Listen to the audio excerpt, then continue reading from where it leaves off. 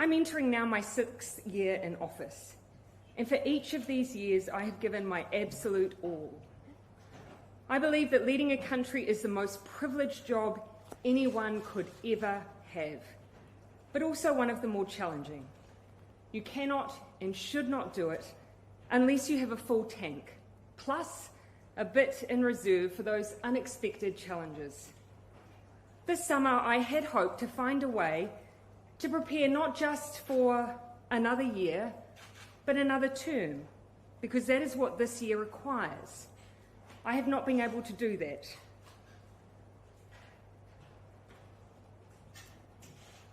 And so today I'm announcing that I will not be seeking re-election,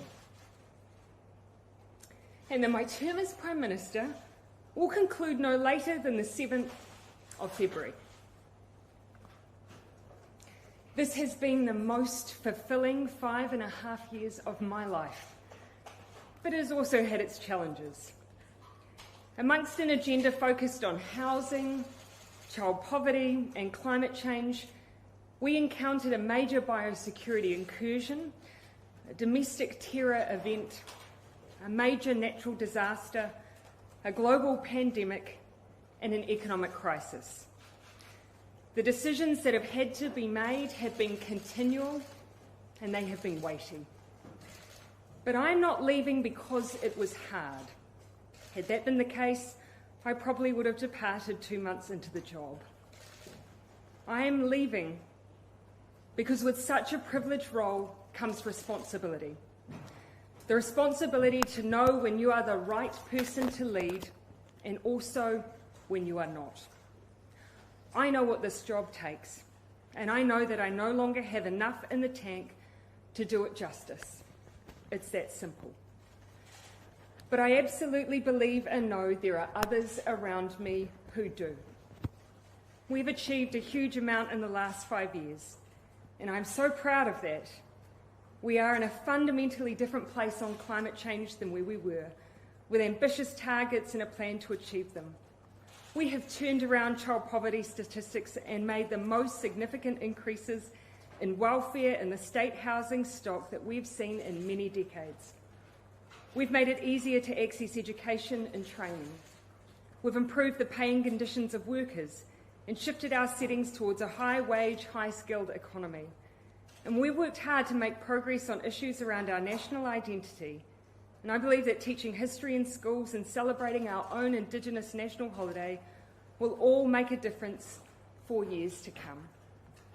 And we've done that while responding to some of the biggest threats to the health and economic well-being of our nation, arguably, since World War II. The team that has done all of that, they have been some of the best people I've ever had the privilege of working with, and they are well placed to take us forward as we continue to focus on our economic recovery with one of the strongest economies in the world. They are also a team who are incredibly well placed to contest the next election. In fact, I am not leaving because I believe we can't win the election, but because I believe we can and will. And we need a fresh set of shoulders for that challenge. I know there will be much discussion in the aftermath of this decision as to what the so-called real reason was.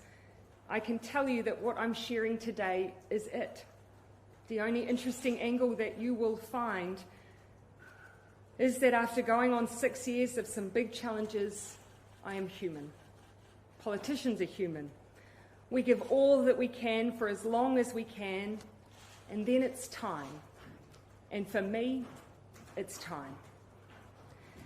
I intend to remain a member for Mount Albert through till April. This will give me a bit of time in the electorate before I depart, and also spare them and the country a by-election. Beyond that, I have no plan, no next steps. All I know is that whatever I do, I will try and find ways to keep working for New Zealand, and that I'm looking forward to spending time with my family once again. Arguably, they're the ones that have sacrificed the most out of all of us. And so to Neve, Mum is looking forward to being there when you start school this year. And to Clark, let's finally get married. As for the next Labour leader, The caucus has 7 days to ascertain whether one individual holds more than 2/3 of the caucus support. Caucus has agreed today that a vote will occur in 3 days' time, on Sunday, the 22nd of January. If the leader is successfully elected, I will issue my resignation soon after to the Governor-General and a new Prime Minister will be sworn in. If no one is able to garner this level of support within caucus, the leadership contest will go to the wider membership. My opportunity to thank the many people I need to will likely come in April when I depart Parliament, 15 years after having been sworn in. Till then, I see my role to help the Labour Party, who I consider to be my family, navigate this next phase, and then to leave the next colleague who takes on this role all the space they need to make their mark. For my part, I want to finish with a simple thank you to New Zealanders for giving me this opportunity to serve and to take on what has and will always be the greatest role of my life. I hope in return, I leave behind a belief that you can be kind but strong, empathetic but decisive, optimistic but focused, that you can be your own kind of leader, one that knows when it's time to go.